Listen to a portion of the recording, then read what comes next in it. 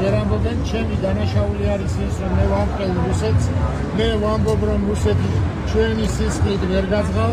და მე ვამბობ იმას, რომ საქართველოს მიიტაცა ივანიშვილმა, მე ვამბობ იმას, რომ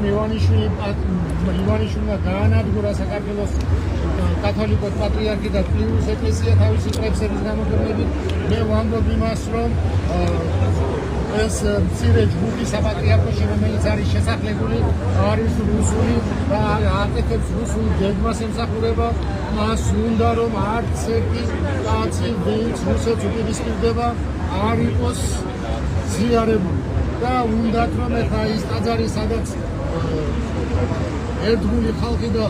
გმირები და პატრიოტები ეზიარებიან ჩემთან ქვემო ბეთლემში, ისიც წაართვან ამ ხალხს, მე ისინი ვერაფერს ვერ წამართვიან, მაგრამ ამ ხალხს წაართვიან და ეს სამწუხაროა, მაგრამ ჩვენ მაინც გავიმართებთ. შეუძლებელია ჩვენ დავმარცხოთ. მე უფრო თუ ამათმა დამსაჯეს, უფრო მეტი დრო მიქნება გადავერთო ეროვნულ განმათავისუფლებელ მოძრაობაში, რომელიც აუცილებელია ჩვენიერი უნდა განთავისუფლდეს ამ დიდი ხოციანობისგან და რუსეთის მონობისგან.